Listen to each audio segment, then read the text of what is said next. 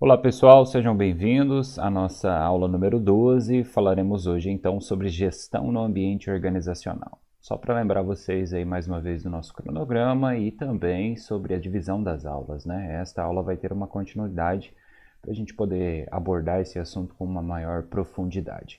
Então, na aula de hoje nós vamos ter uma dimensão sobre essa ideia de uma visão sistêmica da gestão das organizações, os modelos de gestão, os componentes deste processo e o próprio planejamento como um todo, né? Falando ele num aspecto mais geral e também a ideia de planejamento estratégico. Depois, na futura aula número 13, nós vamos falar mais sobre o orçamento, o controle orçamentário e a caracterização deste controle em relação às unidades, os centros de custo ou outras metodologias que são possíveis de utilizarmos. Então, na aula de hoje a gente começa falando sobre visão sistêmica da gestão das organizações, né? O conceito de sistema ele nos ajuda a entender a entidade como um todo, né? Que interfere e recebe essa interferência do meio.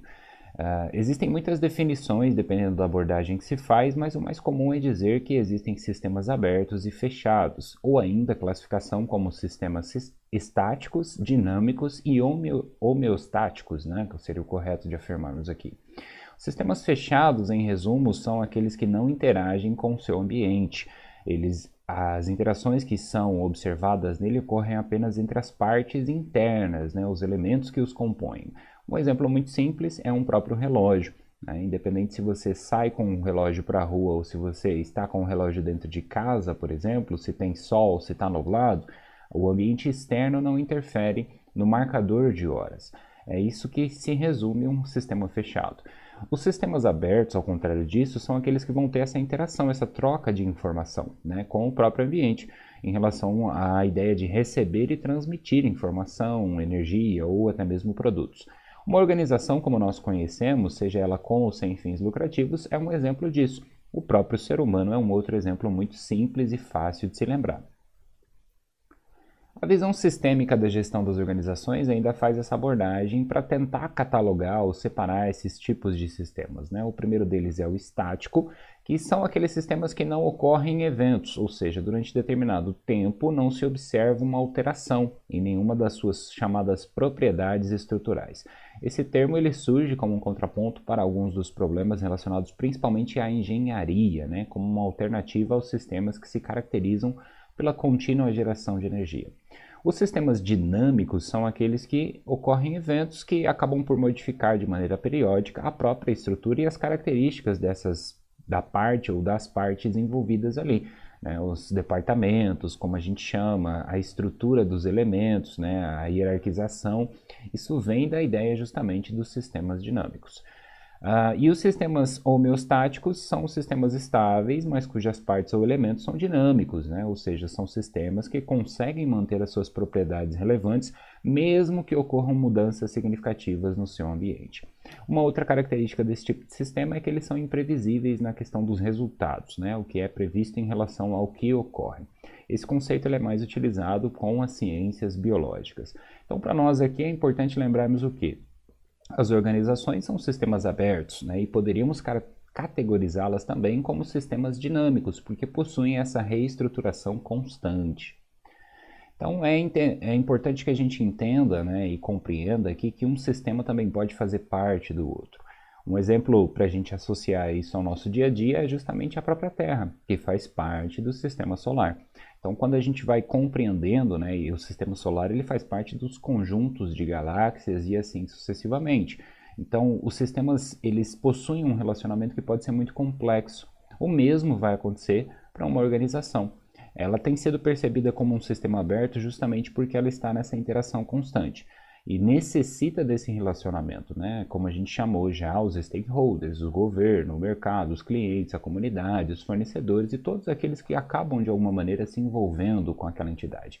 E ela é entendida também como um sistema dinâmico justamente dessa decorrência da adaptação, a mudança, né, em relação às interferências que ela sofre ao longo do tempo.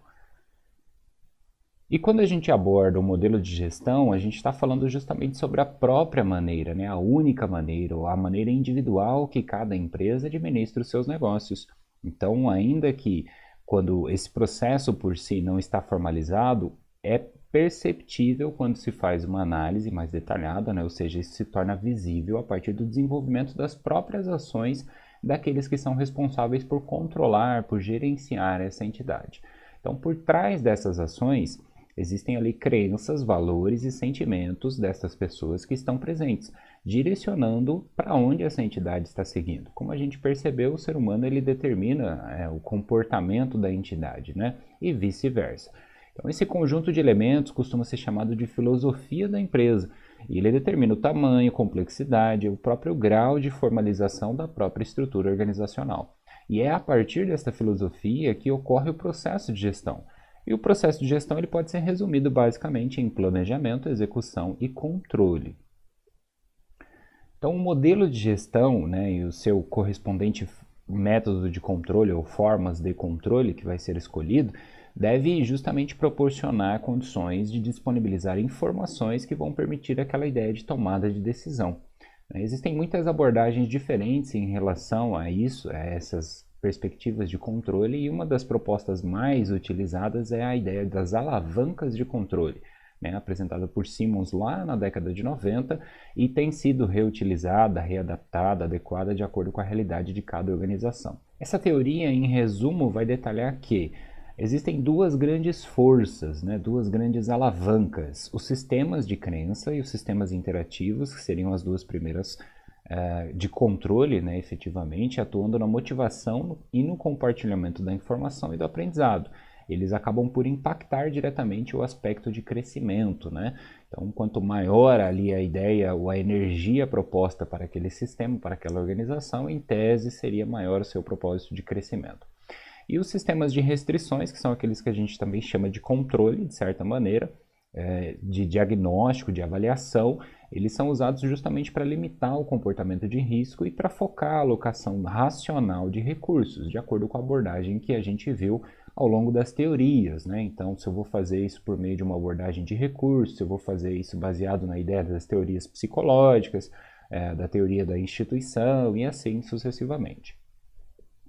Então aqui tem um quadro para resumir, né, uma figura, melhor dizendo, para resumir essa ideia, onde a gente vai ali da esquerda, canto esquerdo superior, para a direita, né, partindo do princípio do centro, que é a ideia da filosofia da empresa, sua estratégia de negócios, a gente vai ter então os valores fundamentais que vão determinar esses sistemas de crenças, e dali a gente parte para a direita, no canto superior, com os riscos a serem evitados. A partir desses riscos, a gente cria sistemas de restrições.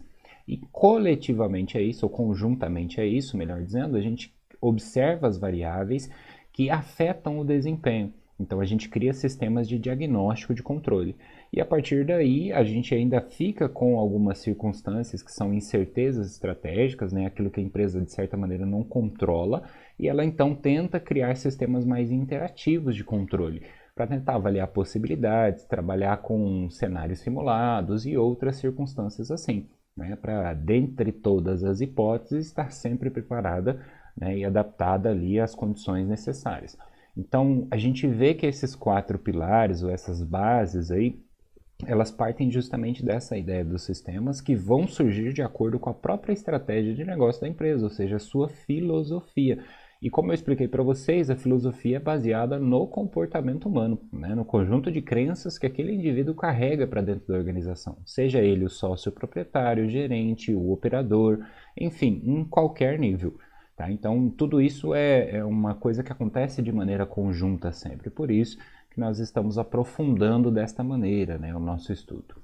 E aqui um resumo, né, agora sim o quadro, para tentar detalhar um pouquinho melhor, né, o propósito, o objeto da informação e também o controle da estratégia. Né? Então, quando a gente fala de sistema de crenças, o propósito é justamente empreender e buscar expandir a atividade.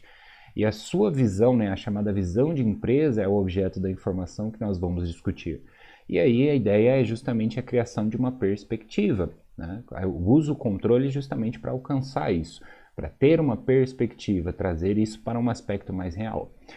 Os sistemas de restrições, prove limites para o campo de atuação, né? O seu propósito é justamente determinar esses limites, ou seja, identificar ali até onde é possível, se eu vou crescer, se eu vou expandir, aumentando a minha capacidade produtiva ou ainda se eu vou expandir, abrindo uma nova área de mercado, explorando um novo nicho, etc. Então ali eu avalio ou discuto a área estratégica de atuação. Vale focar os recursos agora para expandir o meu maquinário, vale focar os meus recursos em propaganda e etc. E aí eu vou construindo uma posição competitiva com isso. Os sistemas de diagnóstico de controle vão coordenar e implantar essas estratégias que foram planejadas, né, justamente para estabelecer planos, metas, de uma forma que aquela ideia, né, de uma perspectiva mais metafísica, vou ser a melhor empresa do ramo que eu atuo, aquilo se torne uma coisa mais palpável, mais real, mais prática, mais passível de ser alcançada, porque através das metas eu sei se eu estou ou não no caminho certo. E o próprio plano é o resultado disso. Então, quando eu passo por esses sistemas, eu defino um plano claro de um conjunto de ações.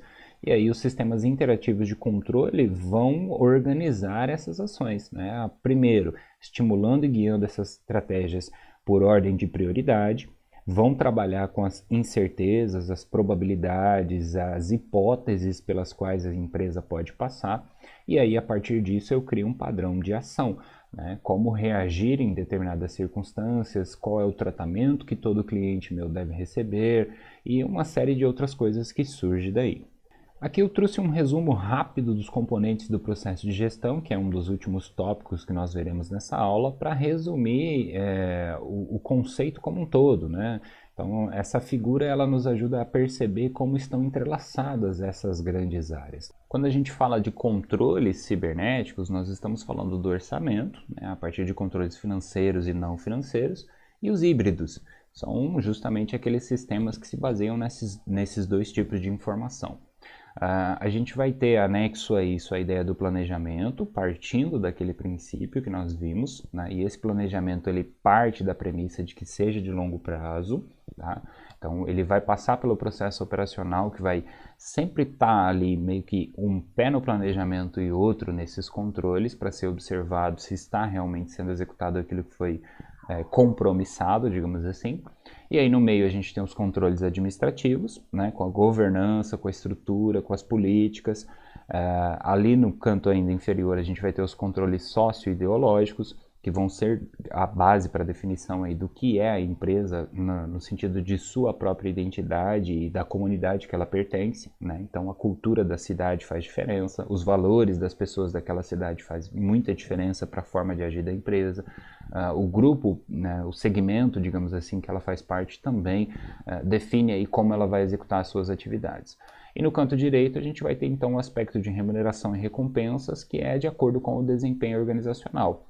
Por isso que a gente dividiu, né? Falamos de controladoria e gestão nesse primeiro momento e depois as políticas de avaliação do desempenho, seja ele financeiro ou financeiro econômico ou econômico, enfim, né? Não financeiro como um todo também. Então aqui a gente tem uma visão geral para estabelecer, né?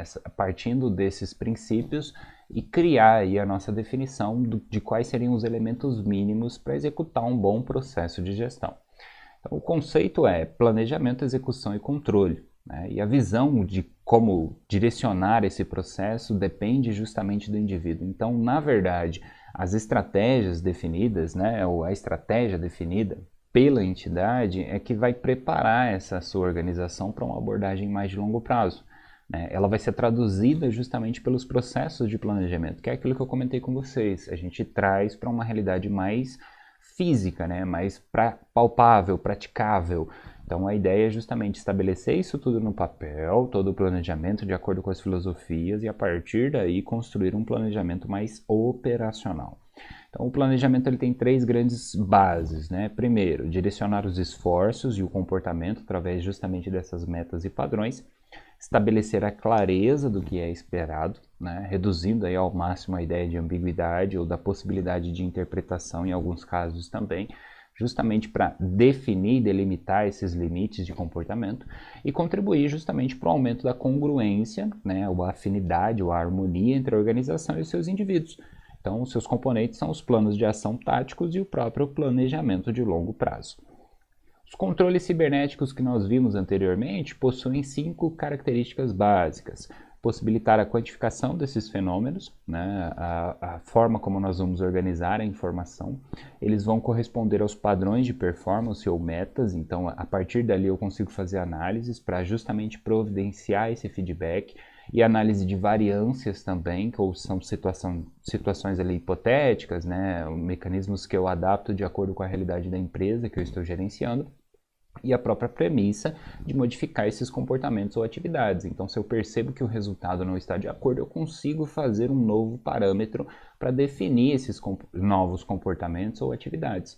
Então, os seus componentes básicos, né, o orçamento, incluindo aí medidas financeiras, não financeiras, os próprios sistemas híbridos que a gente viu, né, também compostos de medidas financeiras e não financeiras. E a gente pode citar como grande exemplo aí o próprio BSC, o Balance Scorecard.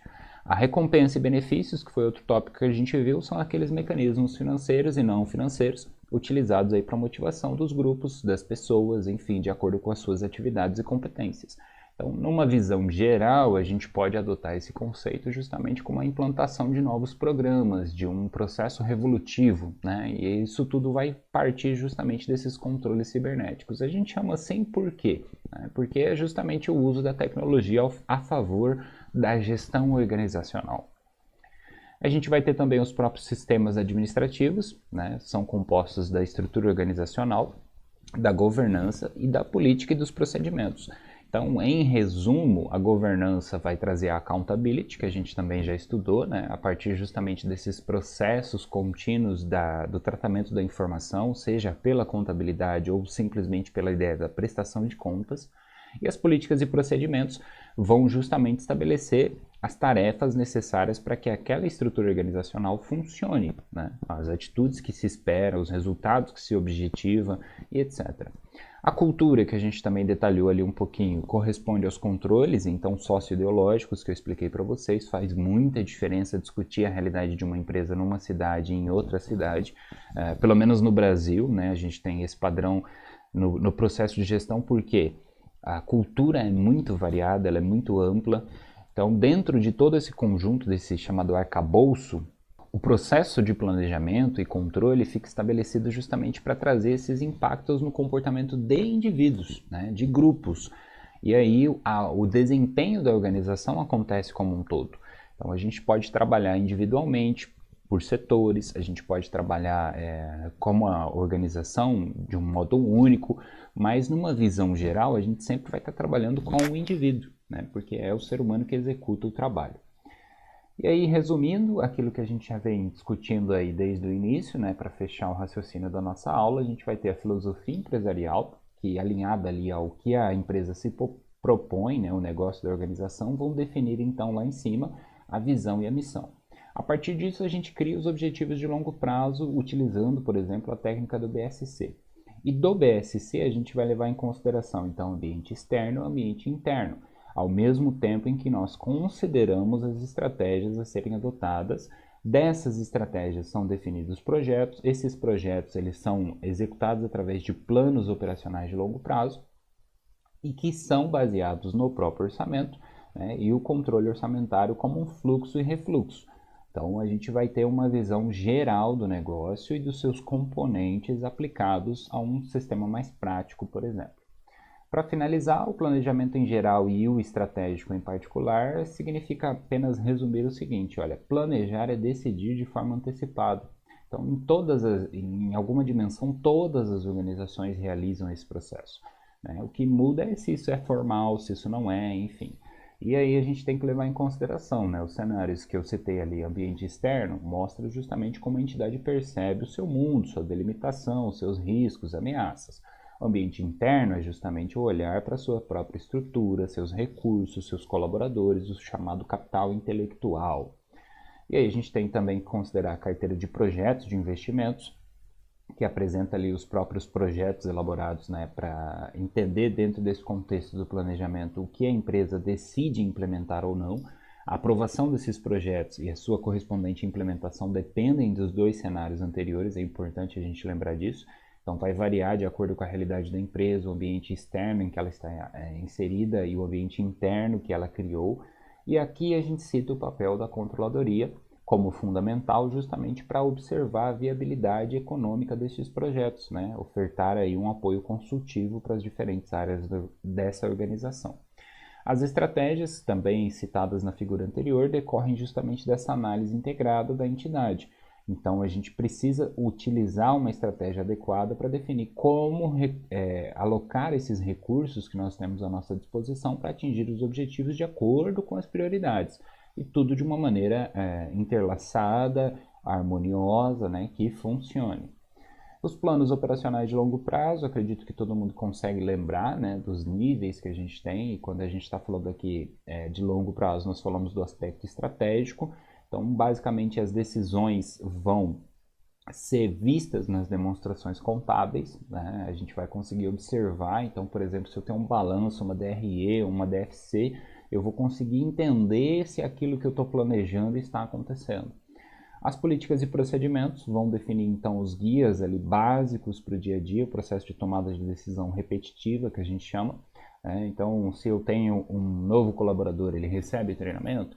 Ele não recebe? Ou ainda, né, como é feito esse treinamento? Ou qual é a necessidade? Às vezes um departamento precisa, mas outro não. Então, eu vou definindo, né, quais são as práticas do dia a dia dos meus colaboradores. Se isso não fica claro para quem é gestor do negócio, muito dificilmente vai ficar claro para quem executa o operacional, tá? Então é interessante porque a gente estudou, por exemplo, a simetria informacional e muitas vezes o que acontece, troca-se o gestor na expectativa de conseguir bons resultados, mas a questão é que o gestor por si só não conhece o negócio, né? Aquela pessoa que está lá no operacional há 10, 15 anos é quem de fato conhece e sabe como fazer, mas não tem essa base teórica, essa base de um aspecto mais de planejamento. E aí a gente precisa alinhar e criar uma harmonia, né, entre esses dois lados. Para finalizar, então, os procedimentos determinam como implementar essas decisões que foram adotadas. E aí eu crio chamadas políticas empresariais, né, formalizando ou não. Isso vai variar de acordo com a realidade de cada empresa. Mas uma vez definidas as políticas, esses procedimentos, eles vão disciplinar o processo, dando um detalhamento sobre como as atividades precisam ser desenvolvidas. Bom, então assim a gente conclui a nossa aula de hoje. Eu vou mostrar para vocês agora o exercício que fica para estudo, para a gente ver um pouquinho mais dessa sistemática, né, e também continuar construindo essas informações contábeis, como a gente já viu. Bom, então eu estou aqui no exercício, aula 12, né, e como vocês podem observar, esse eu vou deixar para vocês começarem a resolver ele do zero, utilizando como base o exercício anterior que eu já resolvi. Tá? Então a gente vai ter uma sequência de operações, né, a criação de uma empresa. Essa empresa é do ramo da área do comércio, né, do ramo, do setor, segmento, enfim. E aí a gente vai ter integralização do capital social, que é a criação desse patrimônio, compra de um veículo, compra de mercadorias, venda de mercadorias, compra de mercadorias de novo, venda de mercadorias de novo. Final do mês, registro das despesas, assim como foi explicitado aqui.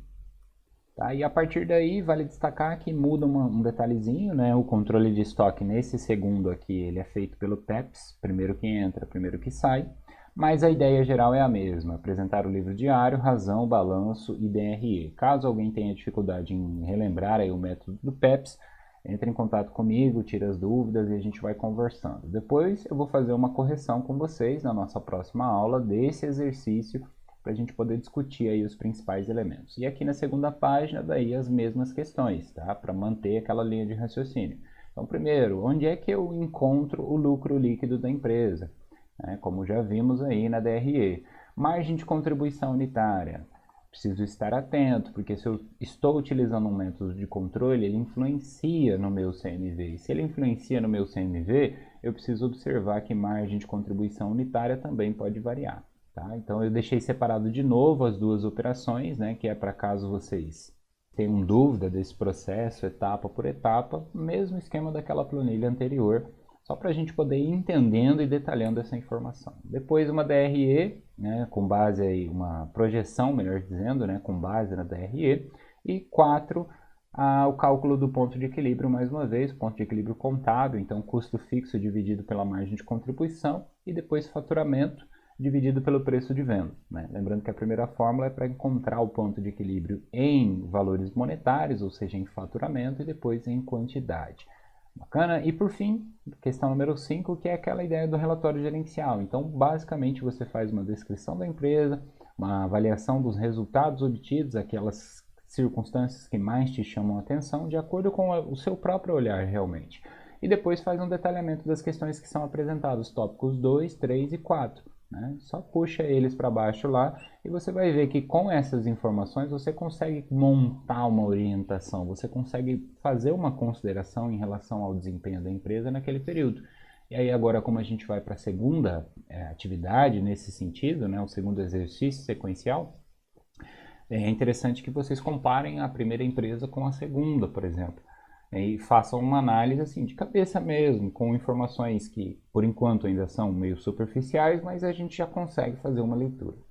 Então eu espero que tenha ficado claro para vocês, e o exercício está disponível já, eu fico à disposição esse final de semana, os próximos dias, até a nossa próxima aula ao vivo aí dentro do sistema remoto. Bacana? Obrigado pela atenção até aqui, agradeço toda a paciência em relação às nossas aulas, a participação de todos vocês e conto com a presença, né, também, quem puder participar aí agora no nosso novo horário, fico à disposição, estarei lá e quero conversar e trocar bastante experiência com vocês. Obrigado, bons estudos e até a próxima.